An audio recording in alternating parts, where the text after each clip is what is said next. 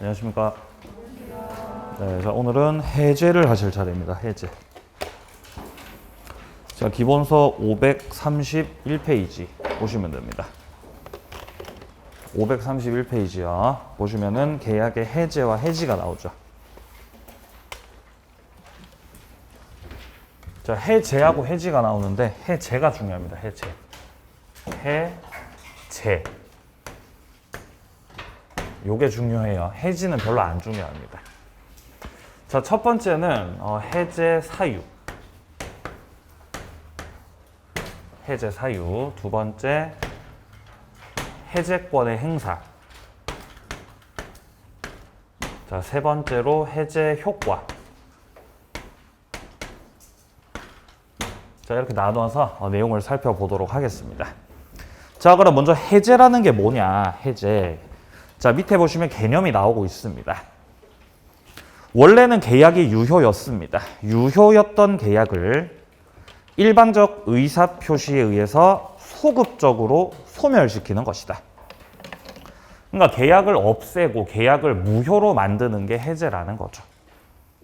근데 소급적으로 소멸시킨다라고 되어 있죠. 계약 성립 당시로 돌려서 무효로 만듭니다. 자, 근데 밑에 2번에 해지는 뭐냐? 해지는 다릅니다. 해지 같은 경우는 소멸시킨다는 건 똑같은데 이거는 장래를 향해서 소멸시킨다라는 거죠. 그래서 해제는 소급효가 있고 해지는 소급효가 없어요. 자, 뒤로 넘기세요. 자, 구별 개념들이 나오고 있습니다. 자, 1번에 보시면 합의 해제라고 하는 게 있고, 그리고 오른쪽 페이지 밑에 보시면은 또 표도 나와 있는데요. 자, 일단 해제라고 하면은 일단 단독 행위를 말하는 겁니다. 단독 행위. 그러니까 해제권 행사하는 걸 말하는 거죠. 해제권 행사.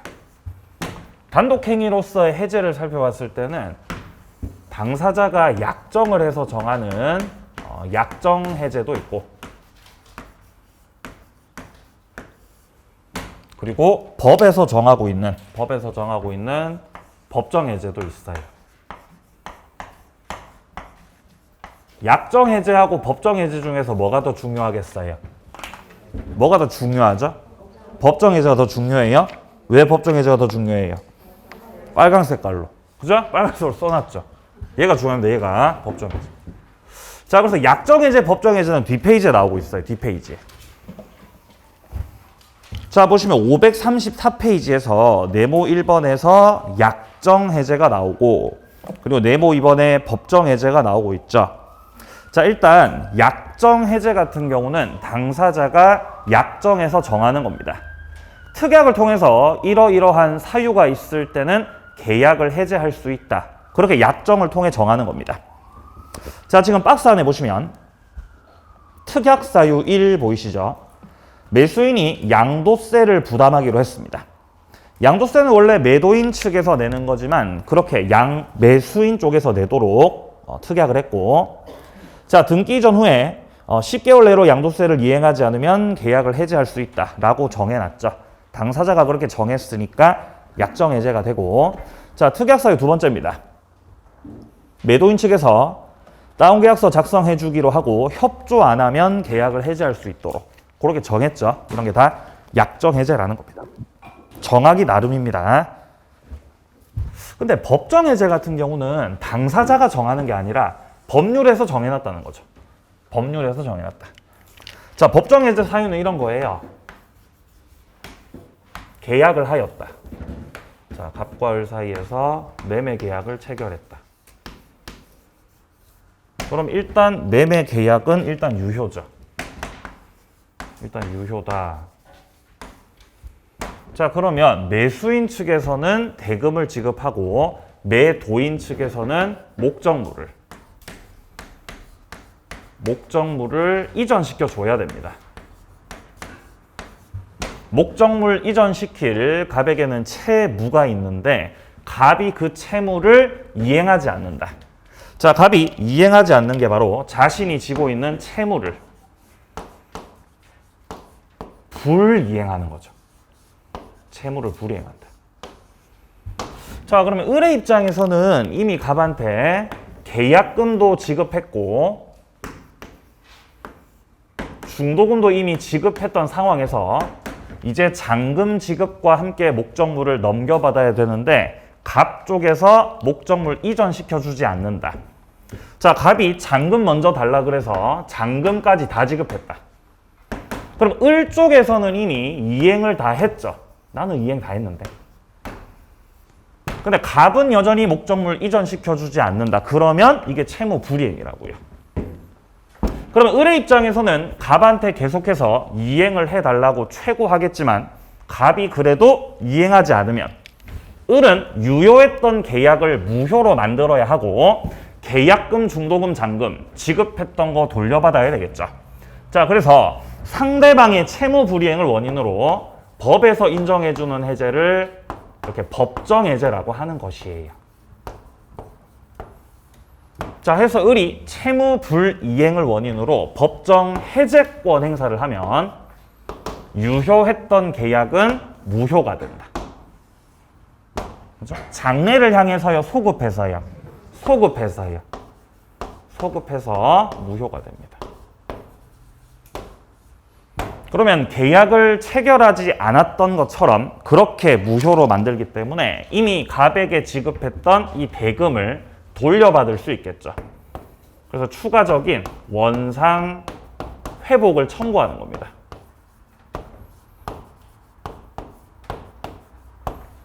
그리고 이렇게 계약이 끝나버린 것은 갑에게 귀책 사유가 있는 것이기 때문에 그를 원인으로 손해배상 청구를 할 수 있겠죠. 네, 요게 바로 법정 해제라는 겁니다. 그래서 첫 번째로 우리가 기억해야 되는 건 법정 해제 사유가 뭐라고요? 채무 불이행이에요. 이걸 아셔야 돼요. 법정 해제 사유는 채무 불이행이다. 자, 그래서 535페이지에서는 법정 해제권 발생 원인이라고 해서 밑에 쪽 박스에 여러 가지를 열거하고 있는데 여기서 이행지체하고 이행불능이 크게 두 가지를 묶어서 채무불이행이라고 하는 것이에요. 큰 맥락에서는 전부 다 채무불이행들입니다. 근데 일단 채무불이행에 대해서 우리가 접근할 때 법정해제 사유에 해당되는 채무불이행 처음에 접근을 할 때 이 채무불이행은 크게 이행지체가 있고 이행지체 그리고 이행불능이 있는 거예요. 지체와 불능. 자, 일단 지체 같은 경우는 안 하는 겁니다. 할 수 있음에도 불구하고 안 한다. 이러면 지체죠. 갑이 목적물을 이전시킬 수 있음에도 불구하고 이전시키지 않고 있다. 이건 안 하는 거죠. 이건 지체입니다. 지체. 자, 이행지체에서는 곧바로 해제를 하는 것이 아니라 최고하고 여기서 최고라는 건 독촉의 뜻이죠. 최고를 하고 그래도 이행하지 않는다. 그러면 결론적으로 해제권 행사를 하게 됩니다. 근데 이행 불능은 좀 다르죠. 불능은 불가능하다는 것이에요. 이건 안 하는 게 아니라 못 하는 겁니다. 못 한다. 이게 불능. 목적물이 멸실됐기 때문에 갑의 귀책으로 그냥 멸실이 돼버렸기 때문에 넘기고 싶어도 넘길 수가 없다는 것이에요. 그럼 이거는 하고 싶어도 못하기 때문에 여기서는 최고를 하는 것이 의미가 없죠. 최고 없이 곧바로 해제권 행사를 하시면 돼요. 그래서 이렇게 크게 두 가지예요. 한 번 더. 법정해제 사유는 뭐라고요? 채무불이행이요. 법정해제 사유 채무불이행. 근데 채무불이행은 크게 지체와 불능이 있는데 지체는 안 하는 거기 때문에 최고를 하고 해제. 근데 불능은 못 하는 거니까 최고 없이 해제한다는 겁니다. 자, 그래서 먼저 첫 번째로 이행지체부터 나오고 있습니다. 자, 544조를 확인하면 당사자 일방이 채무를 이행하지 아니한 때 이행하지 아니한 때라고 돼 있죠. 이게 지체라는 거죠. 이때 상대방은 상당 기간을 정해서 이행을 최고를 하고 그 기간 내로도 끝까지 이행을 하지 않는다. 그때 비로소 해제를 할 수 있다는 것이에요. 이게 지체입니다. 지체. 자, 비교해서 뒤로 가보세요. 537페이지 와보시면은 2번에 이행불능이라고 하는 것도 있다. 자, 546조를 보면 채무자 책임 있는 사유로 이행불능이 발생했다. 여기서는 못하는 거죠. 하고 싶어도 못한다. 따라서 여기서는 최고 없이 곧바로 해제를 할 수가 있습니다. 자, 근데 지체에서는 예외가 있어요. 자, 지체에서는 예외가 있다. 예외. 자, 이행지체에서는 원칙적으로는 최고하고 해제, 최고 없이 해제. 최고하고. 최고를 하고 해제권 행사를 하는 게 이행지체라 그랬어요. 근데 이행지체인데 예외적으로 최고 없이도 곧바로 해제권 행사를 할 수 있는 경우도 있습니다. 예외적인 거죠. 최고 없이 해제권 행사할 수 있는 이행지체 예외는 두 가지가 있습니다. 두 가지. 자, 첫 번째는 미리 거절이라는 게 있고요. 미리 거절이라는 게 있고, 두 번째는 정기행위라는 게 있습니다. 두 가지가 예외예요. 미리 거절이라고 하는 건 이행하지 않겠다고 명백하게 의사표시를 하는 겁니다. 자, 갑 쪽에서 을한테 얘기를 하는 거예요. 안 할 거야. 안 할 거야. 이렇게 명백하게 의사표시를 했다는 거죠. 나는 당신하고 더 이상 계약을 진행하지 않을 것이야. 그럼 여기서 갑이 을한테 미리 거절을 한 것이에요. 그럼 갑이 안 하겠다고 하는데 최고해야 돼요? 최고 안 해도 돼요? 최고할 필요 없다는 거예요. 미리 이행 거절할 의사표시를 하셨기 때문에 여기서는 최고 없이 해제권 행사를 할 수가 있습니다. 자, 미리 거절은 어디에 나오냐면요.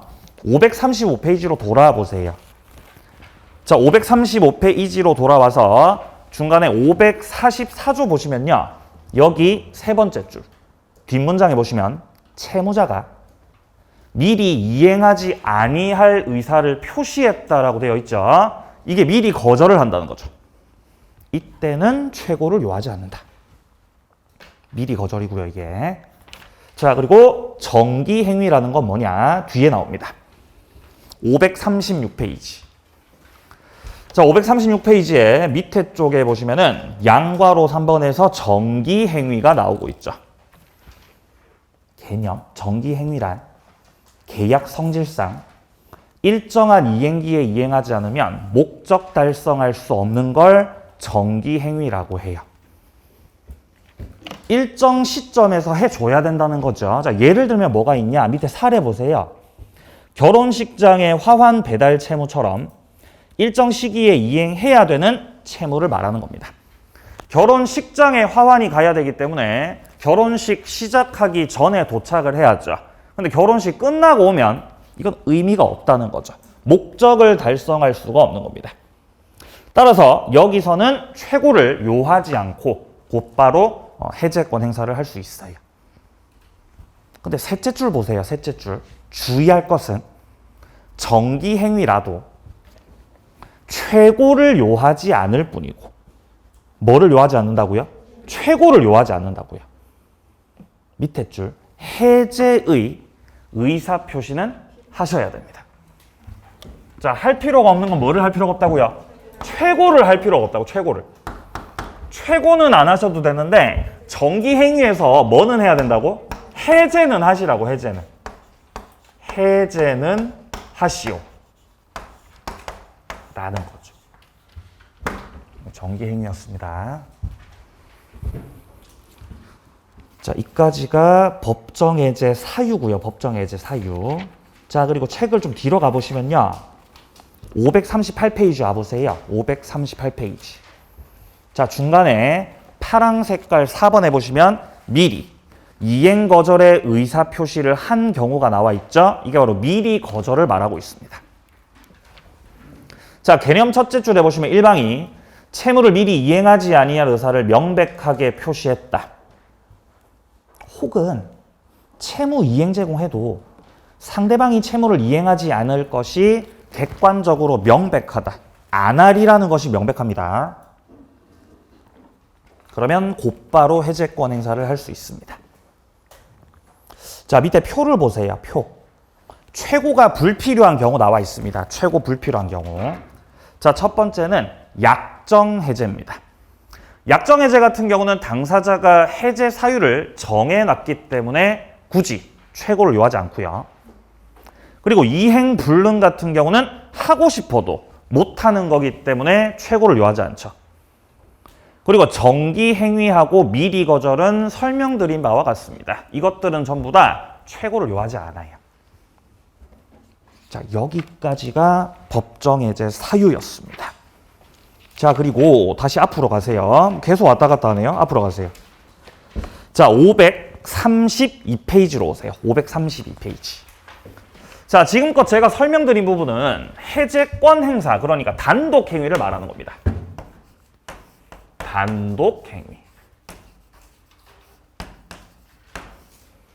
약정 해제든 법정 해제든 일방적으로 의사표시로서 해제를 하는 단독 행위인데, 자, 보시면 지금 파란 색깔 1번에 합의 해제라고 하는 게 나와 있죠. 합의 해제. 합의 해제는 이런 거예요. 계약을 했던 당사자가 이제 그만하고 싶다. 야, 우리 해제하자. 이만 끝내자. 해제하자고 갑 쪽에서 뭐 요컨대 청약을 하고, 여기에 대응해서 을도 나도 너하고 해제하고 싶었어. 끝냅시다. 해제하고 싶었다. 라고 승낙하면 청약과 승낙의 의사표시가 합치가 돼가지고 해제를 합시다라고 하는 계약이 체결된다는 거죠. 이걸 해제 계약이라고 해요. 그럼 기존에 갑과 을 사이 체결했던 계약을 없애는 거죠. 여기서는 채무 불이행 있어 없어? 없어요. 채무 불이행 없어요. 합의한 거죠? 그래서 이걸 합의 해제라고 하는 거예요. 합의 해제. 자, 해서 합의 해제는 단독 행위다, 계약이다. 계약이라는 거예요, 이거는. 의사표시 몇 개 들어간다? 2개 들어간다는 거죠. 청약과 승낙의 의사표시가 들어갔다는 겁니다. 그래서 이걸 합의 해제라고 해요. 자, 첫째 줄에 나오고 있죠. 합의 해제 또는 해제 계약이란 쌍방이 합의를 통해서 기존 계약을 소멸시키기로 하는 새로운 계약을 말하는 겁니다. 자, 밑에 사례 보세요. A 소유 건물을 B가 10억에 매매했고 건물의 가격이 상승하자 A가 12억에 합의해 주세요. 자, 그리고 B가 합의 해제에 대해서 승낙을 했다는 거죠. 자, 그러면 기존에 체결했던 계약은 소멸하고 12억을 반환 처리한다. 이렇게 이제 계약을 끝내는 거죠. 자, 그리고 이제 오른쪽 페이지 가시면 파란 색깔 2번에 합의 해지가 나와 있죠. 자, 이것도 역시 계약입니다. 당사자가 해지하기로 합의한 거죠. 차이가 있다면 합의 해제는 소급해서 없애는 거지만 합의 해지는 장래를 향해서 없애버린다라는 점에서 차이가 있습니다. 자, 그래서 밑에 쪽에 보시면 표가 나오잖아요. 표가. 그죠? 표가 나오죠. 자, 해제하고 합의 해제하고 비교해놨죠. 자, 해제는 일단 단독 행위고, 그리고 여기서는 귀책 사유가 존재하기 때문에 오른쪽에 보시면은 이자를 가산해 줘야 되고, 그리고 손해배상 청구도 할 수 있습니다. 근데 밑에 칸에 나오는 합의 해제 같은 경우는 계약으로서 합의를 해서 끝내는 것이기 때문에 귀책 사유가 없어요. 그래서 이자 가산도 안 되고 손해배상 청구도 추가적으로 하지 못한다는 것이에요. 자, 밑에 4번 확인합니다. 파란 색깔 4번. 취소와 해제 비교. 해제랑 취소랑 둘 다 유효했던 걸 뭘로 만드는 거죠? 무효로 만드는 거죠. 둘 다 무효로 만드는 거잖아요. 근데 장래를 향해서 무효, 소급해서 무효. 소급해서. 소급시켜서 무효로 만든다 라는 점에서는 해제하고 취소하고 똑같습니다. 두 개가 똑같다는 거죠. 근데 이 둘은 분명히 개념상 차이가 있어요. 어떤 차이가 있냐? 자, 먼저 첫 번째 칸에 보시면은 적용 범위가 다릅니다. 일단 해제 같은 경우는 계약에서만 적용돼요. 계약에서만 적용되는데 취소 같은 경우는 모든 법률 행위에 다 적용된다. 차이가 있죠. 그러니까 어디가 더 영역이 넓은 거죠? 취소가 넓은 거죠. 취소가 넓다. 영역이 넓다. 자, 그리고 해제 같은 경우는 발생 사유를 보시면은 법정 해제, 약정 해제 나와 있는데 법정 해제 사유는 뭐였죠? 채무 불이행이요. 채무 불이행의 사유입니다.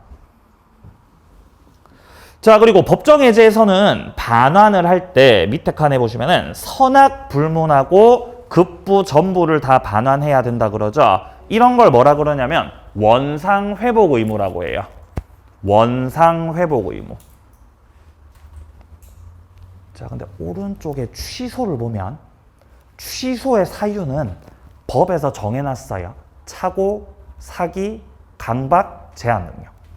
이게 취소 사유죠. 기억나세요? 총칙에서 했잖아요. 총칙에서. 그죠? 예. 까먹으신 분들은 괜찮아요. 3월 달에 또 만나게 됩니다. 자, 그리고 밑에 반환의 범위는 선의 같은 경우는 현존한도에서 반환을 하고 그리고 악의 같은 경우는 전부 다 반환한다고 돼 있죠. 이런 걸 뭐라 그러냐면은 부당이득 반환이라 그래요. 부당이득 반환의 의무가 있다.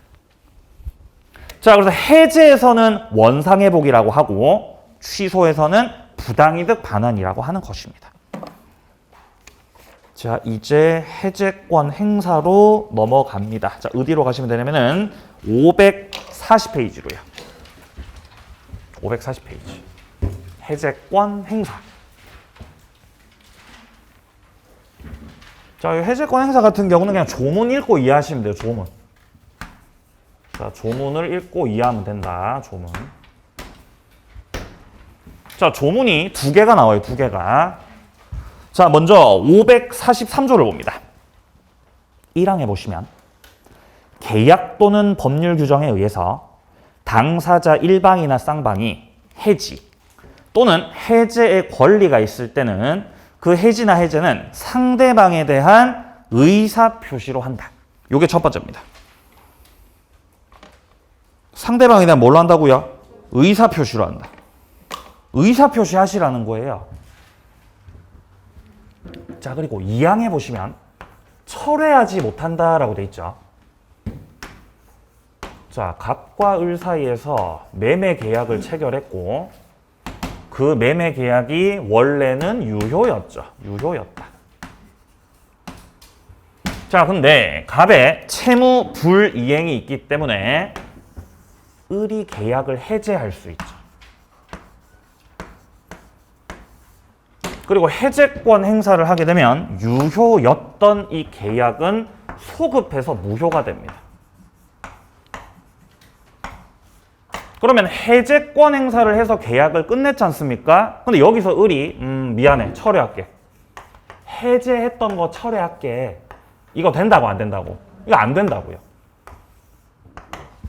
만약에 철회를 허용해버리면은 무효로 만들었다가 다시 또 유효로 되돌릴 수 있다가 되지 않습니까? 그렇게 되면 갑의 입장에서는 예측이 불가해져 버리기 때문에 철회할 수 없습니다. 한번 끝나버리면 끝이 났다는 거죠. 철회 못한다. 자, 그리고 547조를 내려가면 1항에서 당사자 일방 또는 쌍방이 수인일 때, 이 수인이 뭔 뜻이죠? 여러 명. 여러 명일 때는 계약의 해지나 해제는 전원으로부터 또는 전원에 대해서 해야 됩니다. 전원으로부터 또는 전원에 대해서 해야 된다. 예를 들어 매도인 측이 정이고 매도인 측 정 그리고 매수인 측이 3명이에요. 갑을병. 이렇게 여럿이서 함께 부동산을 매수할 수도 있겠죠? 그럴 수 있잖아요. 그래서 이제 공유하겠다는 거죠, 공유. 자, 근데 여기서 만약에 매도인 측에서 채무를 불이행하면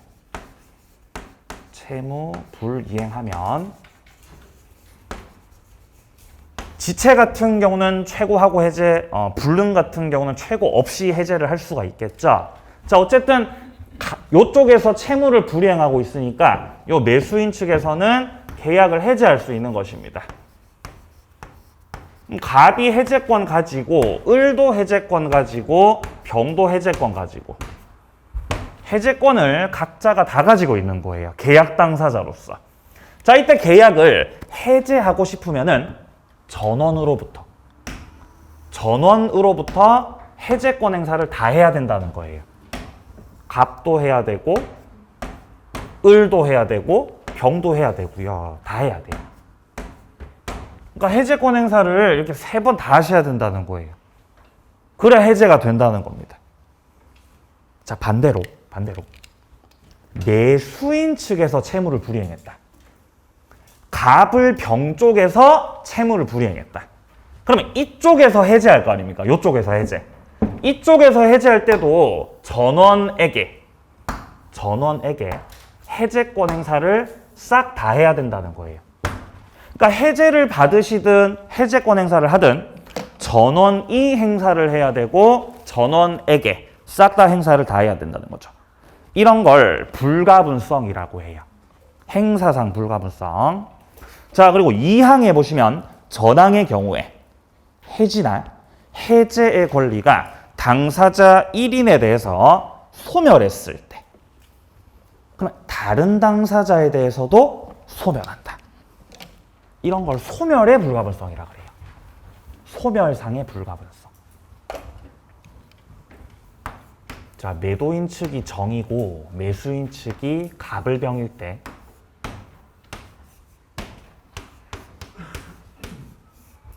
매도인 쪽에서 채무 불이행하면 갑을 병 쪽에서 해제권을 가지겠죠. 그러면 갑이 해제권 가지고 을도 해제권 가지고 병도 해제권 가지고 해제권을 다 가지고 있다는 거죠. 이때 해제하려면 한 놈만 한다고 다 해야 된다고요. 다 해야 된다고, 다.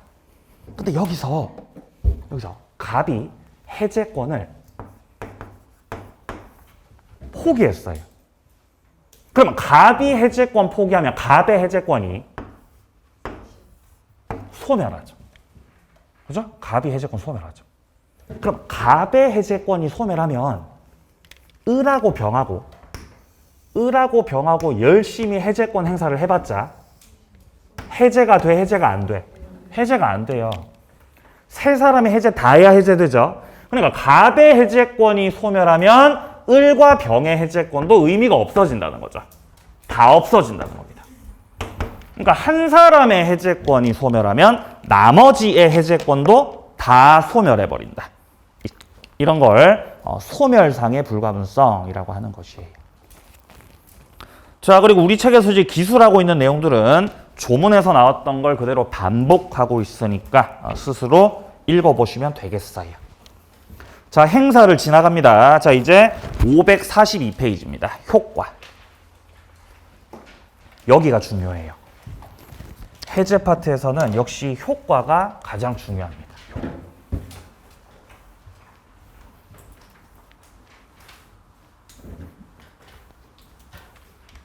효과가 중요하다.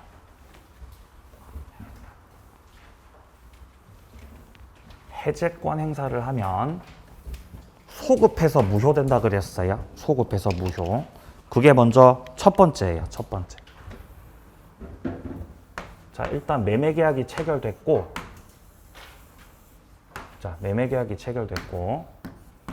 유효하게 계약이 체결됐어요. 자, 그리고 이전 등기를 격려시켰다.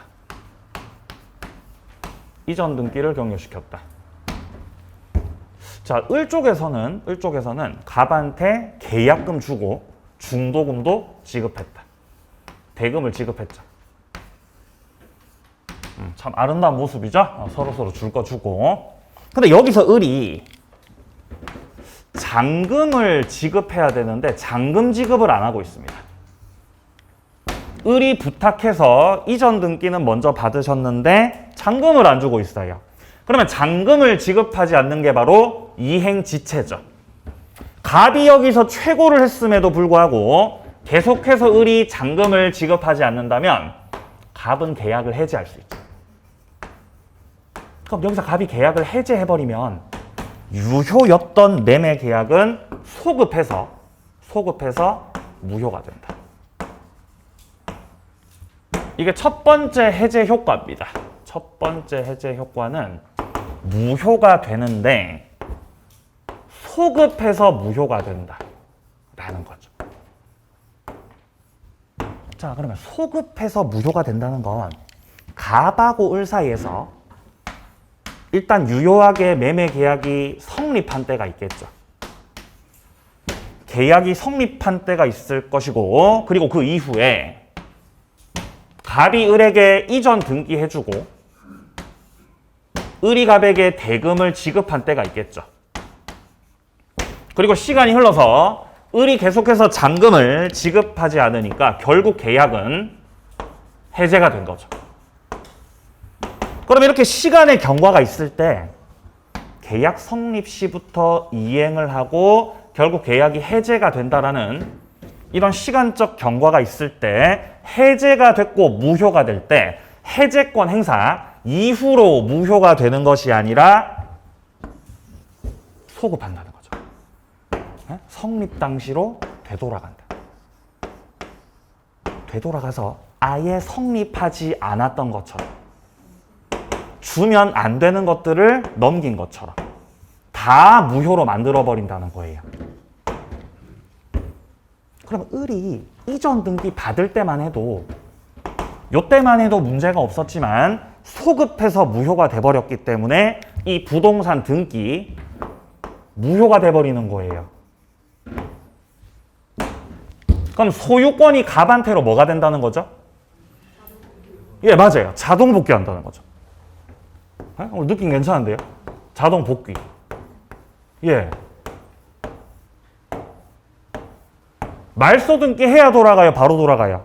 바로 돌아가요. 말소 등기 안 해도 소유권은 갑한테로 되돌아간다. 자, 그러면 갑이 을한테 받았던 돈도 무효된다는 거죠. 그러니까 갑도 그렇고 을도 그렇고 받았던 것들을 결국 다 뭐 해야 돼요? 토해야 된다고요? 맞아요. 토해야 돼요. 그게 바로 원상회복이죠. 원상으로 회복시킬 의무가 있다는 거죠. 원상회복. 이게 두 번째 효과입니다. 원상회복의 의무가 있다.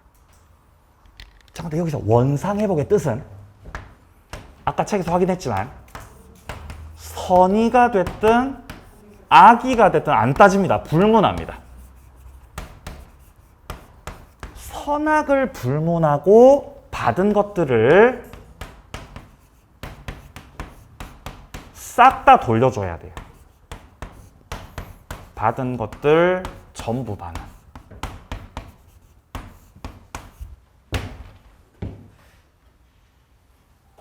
그러면 물건을 넘겨받은 때 하고 돈 받았던 때 하고 결국 계약이 해제된 때 하고 시간적 간극이 있죠. 한 2달 정도 뒤에 해제가 됐다고 가정을 해보세요. 그러면 을이 갑한테 부동산 넘겨받고 2달 후에 해제가 된 거니까 2달 동안에 뭐가 붙어요? 물건에는 과실이 붙습니다. 그럼 물건이 갚게 됐기 때문에 과실도 누구 거? 갑 거예요. 그럼 과실도 돌려줘야 됩니까? 다 돌려줘야 돼요. 그럼 돈에는 뭐가 붙어요? 이자가 붙어요. 자, 대금에는 이자가 붙습니다. 그러면 갑이 을에게 돌려줘야 할 그 대금이 이자가 붙은 상황이기 때문에 갑은 이자까지 붙여서 싹 다 되돌려야 된다는 거죠. 이게 바로 원상회복의 뜻이에요. 자, 일단 책을 좀 확인해 보자. 자, 일단 548조부터 확인합니다. 당사자 일방이 계약을 해제한 때에는 각 당사자는 그 상대방에 대해서 원상회복 의무가 있다. 그러나 제3자의 권리를 해하지 못한다. 이건 나중에 설명할 겁니다. 제3자가 보호받아야. 그리고 밑에 551조 보세요. 계약의 해제나 해지는 손해배상 청구에 영향을 미치지 않는다. 결국 계약은 해제가 됐고 소급해서 무효가 됐고 받았던 것들을 되돌려야 됩니다. 싹 다 되돌린다. 값도 싹 다 을한테 되돌린다. 근데 지금 계약이 해제된 건 누구 때문이죠? 얘가 잔금을 안 줬기 때문에 계약이 해제될 수밖에 없었던 거죠. 이게 바로 을의 귀책 사유죠. 을에게 귀책 사유가 있는 거예요. 그러면 귀책 사유 있는 을 상대로 해서 갑은 해제권 행사와 더불어서 추가적인 손해배상 청구도 할 수 있는 것이에요. 이것이 해제의 세 번째 효과예요. 소급해서 무효되고 원상으로 회복시켜줘야 되고 귀책 사유가 있는 자에게 추가적인 손해배상 청구를 할 수 있다. 이게 세 번째 효과예요. 그리고 조금 이따 설명할 거지만 네 번째 효과는 제3자는 보호받는다. 제3자는 보호를 받는다. 이게 네 번째 효과입니다. 효과가 총 4개예요. 4개. 책 보세요. 자, 밑에 사례 보세요. 상가 매도인 갑이 매매계약 체결하였고 매수자 을이 잔금 완납 전에 매도인이 먼저 이전 등기를 넘겨줬다. 그러니까 아직 매수인 을이 잔금도 지급하지 않았는데 등기부터 넘기셨다는 거죠. 을이 상가를 병에게 임대했고 병이 대항력 갖추고 족발집 영업 중인데 이때 매수자 을이 잔금을 계속해서 안 주니까 결국에 갑은 계약을 해제했습니다. 이때 상호 간의 법률 관계는 어떻게 되는 것이냐? 첫 번째, 계약은 소급해서 무효가 된다. 따라서 둘째, 양자는 받았던 것들을 되돌려야 한다. 원상회복. 세 번째, 계약 위반자. 누구죠? 계약 위반자가요? 을이죠. 을. 손해배상에 문제가 생긴다. 네 번째, 소급표는 당사자한테만 미치냐 제3자한테도 미치냐? 당사자한테만 미쳐요. 그러니까 제3자가 보호받는다는 거죠. 여기서 제3자가 누구죠? 병이에요. 임시한 병 말하는 거예요. 네. 자, 내려갑니다. 첫 번째, 소급적으로 소멸한다. 여기서 지금 파란색 1번에 보시면 물권 자동 복귀를 말하고 있습니다. 소급해서 무효되니까 말소 등기 없이도 소유권은 되돌아간다. 양과로 1번을 확인합니다. 해제 의사 표시로 인해서 계약은 처음부터 소급적으로 효력을 상실하게 되고 따라서 채권 채무는 다 없어지죠. 양과로 2번 물권은 자동적으로 복귀하게 된다. 말소 등기 없이 되돌아갑니다. 자, 오른쪽 갑니다. 네모 2번 원상회복. 첫째 줄에 계약이 해제되면 각 당사자에게는 원상회복의 의무가 있다. 받았던 것들을 되돌려줘야 되니까 밑에 2번에 나오듯이 성질은 부당이득 반환입니다. 자, D페이지 갑니다. 자, 그럼 원상회복의 내용은 어떻게 되느냐? 양괄호 1번에 나오고 있습니다. 그 반환할 범위는 선의가 됐든 악의가 됐든 따지지 않습니다. 안 따지고 받은 것들 다 되돌려야 한다. 받은 것들을 다 되돌려야 하기 때문에 양괄호 2번에 나오듯이 물건 돌려줄 때 과실까지 붙여서 반환을 하고 양괄호 3번에 금전을 돌려줄 때는 이자까지 붙여서 돌려주라는 거죠. 오른쪽 3번 손해배상 청구. 551조에서 말하고 있듯이 해제나 해지가 손해배상 청구에 영향을 미치지 않는다 그러죠. 자, 그게 뜻하는 바는 해제권 행사도 하고 손해배상 청구도 하고 둘 다 행사할 수 있다 이 뜻이에요. 그러니까 병존한다 이런 말을 쓰고 있죠. 병존한다. 둘 다 행사가 가능하다. 자, 이제 제3자 보호 문제로 갑니다. 자, 아까 사례에서 봤듯이 일단 매매 계약을 체결했고 매수인 쪽에서 아직 잔금은 지급하지 않았지만 을이 부탁을 하도 하니까 갑이 이전 등기해 줬다는 거예요. 그러면 잔금을 을이 지급하지 않았다고 해도 일단 이전 등기가 격려됐다면은 을이 목적물에 대해서 소유권 취득을 합니다. 근데 문제는 그러고 나서 을이 이전 등기 받고 나서 팔았어요. 병한테 팔아서 넘겨버렸다는 거예요. 그럼 병 같은 경우는 제3자죠. 그러면 이전 등기가 격려됐기 때문에 소유자가 누가 되는 거죠? 얘가 이제 소유권 취득하죠. 근데 그러고 나서 갑과 을의 이 매매 계약이 결국 해제가 됐다는 거예요. 잔금을 끝까지 안 주니까 계약을 해제해버린 거죠. 그럼 해제권 행사를 했으니까 소급해서 무효가 돼버리고 그럼 그때의 그 소급표가 과연 이 제3자한테까지 영향을 미칠 것이냐 요 문제가 남아있는 거예요. 자, 만약 갑과 을 사이 매매 계약의 그 소급표가 제3자 병한테까지 영향을 미치면 병이 취득했던 소유권이 어떻게 되죠? 자동 복귀하죠. 누구한테 복귀돼요? 갑한테. 갑한테 소유권이 돌아가는 거예요. 영향을 미친다면요. 근데 소유권이 돌아가면 병은 억울하잖아요. 해제될 줄 알았다 몰랐다? 나도 몰랐죠. 내가 먼저 취득하고 그 다음에 해제가 됐는데 만약에 소유권이 돌아간다면 이것은 부동산 거래 질서가 완전히 무너져 버리는 거죠. 내가 부동산을 샀더라도 내 앞사람이 했던 계약이 해제가 되면은 소유권이 돌아갈 수 있잖아요. 그럼 잠을 자요 못 자요? 잘 수 있어요? 못 자요. 그럼 얘네들이 괜찮아도 그럼 갑은 다른 사람한테 또 사지 않았을까요? 그 앞사람의 계약이 해제가 되면.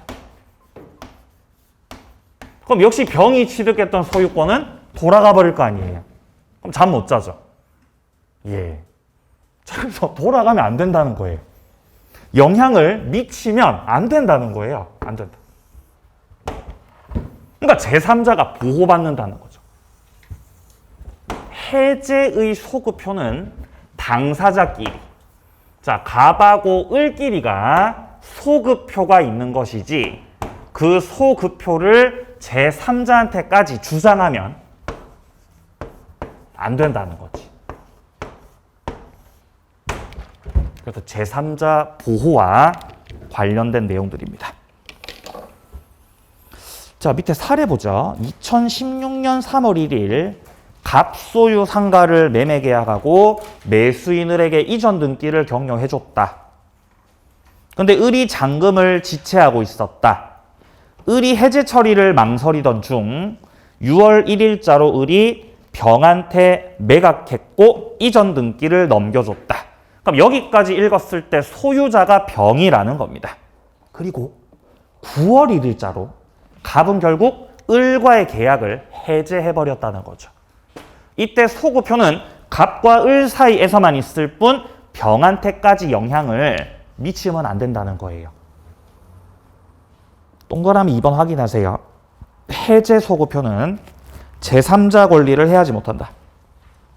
해제는 제3자에게 영향 없다. 제3자는 보호받습니다. 자, 넘기세요. 3번 보세요. 3번. 해제에서 보호되는 제3자.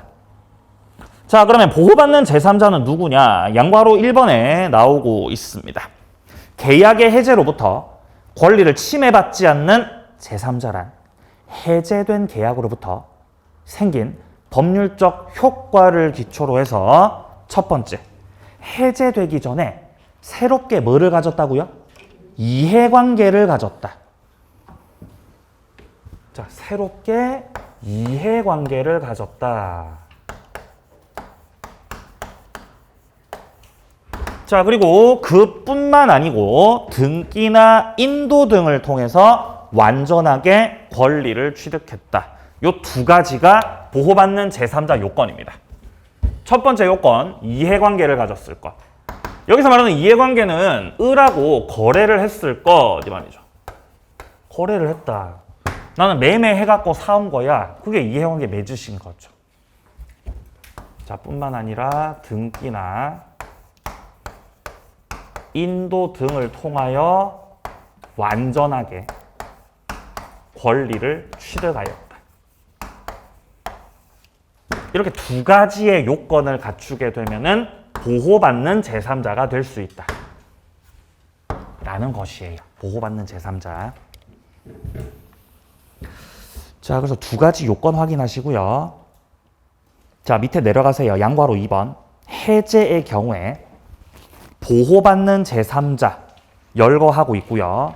그리고 한 장을 넘기시면은 548페이지에서는 해제 시 보호받는 제3자에 해당하지 않는 경우들도 나와 있습니다. 결국 우리 시험에 출제될 때는 이 제3자에서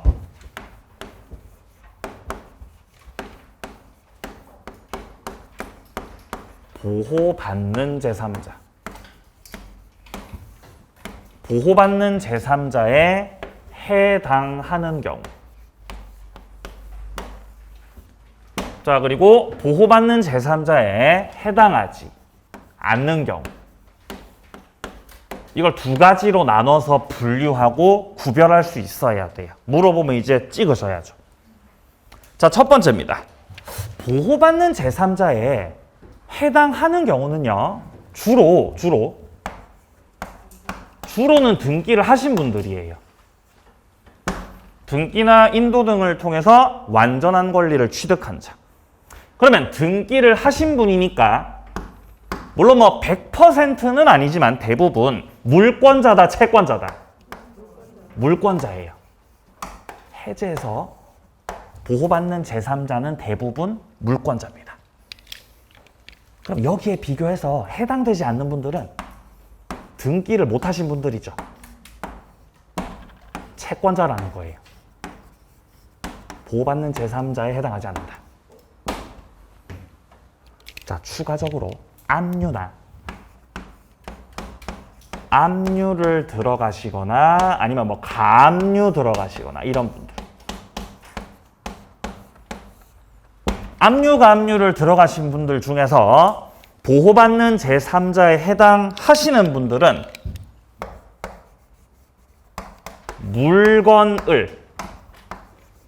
물건을 압류하거나 가압류 들어가신 분들은 보호받는 제3자입니다. 근데 해당하지 않는 분들은 압류나 가압류를 채권에 들어가신 분들. 채권을 압류했거나 가압류하신 분들은 보호받는 제3자에 해당하지 않아요. 세 번째, 임차인. 임차인은 물론 채권자입니다. 물론 채권자인데 물권처럼 취급될 때가 있죠. 뭐를 갖추면 물권처럼 취급돼요? 예, 대항력 갖추면. 자, 하여 대항력 갖춘 임차인은 보호받는 제3자다. 그럼 반대로 아직 대항력을 갖추지 못했다. 그럼 보호받는 제3자가 아니라는 거죠. 자, 이렇게 일단 분류해 볼 수 있고 각각의 내용들 책에서 확인해 보죠. 자, 먼저 보호받는 제3자에 해당하는 것들부터 먼저 확인을 해 보겠습니다. 546페이지로 오셔가지고요. 546페이지 밑에 쪽에 보시면은 보호받는 제3자들 나와 있습니다. 여기서 동그라미 1번부터 확인합니다. 매수인으로부터 다시 매매했고 소유권 이전 등기를 격려한 자죠. 등기까지 격려하셨기 때문에 보호받는 제3자입니다. 자, 그리고 동그라미 2번이요. 매매 예약을 체결했고 그에 기한 소유권 이전 청구권 보존을 위해서 가등기 마친 사람 나와 있죠. 이 가등기 한 자도 등기한 걸로 인정해 줍니다. 그러니까 보호받는 제3자 해당이 되고요. 자, 그리고 동그라미 3번 같은 경우는 계약 해제로 소유권 상실하게 된 이 매수인으로부터 건물을 임대차했고 대항력 갖춘 임차인이죠. 보호받습니다. 자, 그리고 동그라미 4번으로 넘어가시면은 부동산을 가압류 들어갔다라고 하죠. 지금 가압류를 어디에 들어가셨다고요? 부동산을. 채권을 가압류했다, 물건을 가압류했다. 물건을 가압류했거든요. 보호받습니다. 자, 근데 보호받지 못하는 제3자는 그 뒷페이지요. 보호받는 제3자에 해당하지 않는 경우. 첫 번째, 채권의 양수인. 양수인은 뭔가를 받았다는 거잖아요. 근데 물건을 받았어요? 채권을 받으셨어요? 채권 받았죠? 채권자입니다. 보호받는 제3자 아니고요. 자, 그리고 양괄호 2번에 보시면 가처분이나 가압류 들어갔는데 지금 채권에 들어갔죠. 채권을 가압류했거나 가처분 들어갔으므로 보호받는 제3자가 아니다. 양괄호 3번에서는 임차했던 자가 대항력을 갖추지 못했다. 예, 보호받는 제3자가 아니고요. 양괄호 4번 제3자를 위한 계약의 수익자. 얘도 제3자라고 하지만 얘는 보호받는 제3자가 아니고 돈 받는 제3자, 수익을 얻는 제3자죠. 보호받는 제3자가 아닙니다. 자, 그리고 5번에서 토지를 매수한 자가 신축한 건물을 매수해서 등기를 마친 자라고 되어 있죠. 자, 이 5번에서 말하는 건 뭐냐면요. 일단 토지를 매수했던 자가 있는 거예요. 토지를 매수했다. 자, 토지가 있고요. 토지가 갑소유였는데 이 토지를 을이 매수했어요. 그럼 매매 계약을 했고 이전 등기해서 을이 소유권 취득을 한 상황입니다. 자, 근데 이때 이 토지 매수인 을이 건물을 신축했고 이 건물은 을 거다. 그리고 이 건물을 병이 매수했다는 거죠.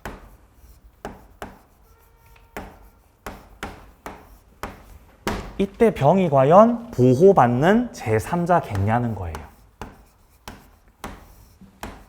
근데 이 사례에서는 갑과 을 사이에 이 토지 매매 있죠. 토지 매매가 해제가 된 거예요. 그럼 토지 매매가 해제가 된 거니까 보호받는 제3자가 되려면은 토지하고 이해관계를 맺어야 돼요. 뭐하고 이해관계 맺어야 된다고요?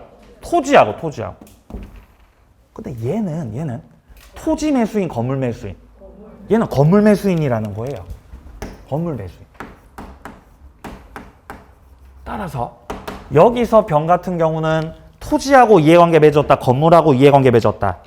건물하고 맺었다는 겁니다. 그래서 이 해제 파트에서 보호받는 제3자에 해당될 수 없다는 겁니다. 자, 양괄호 6번이요. 무허가 건축물 매수했고 소유자로 등재된 자 나와 있죠. 등기했어요, 등재됐어요? 등재가 된 겁니다. 등기한 거랑은 또 다르다는 거죠. 자, 여기까지가 보호받는 제3자 내용이었습니다. 자, 계약 총론 마무리하고요. 조금 쉬었다가 매매부터 이어서 들어가도록 하겠습니다.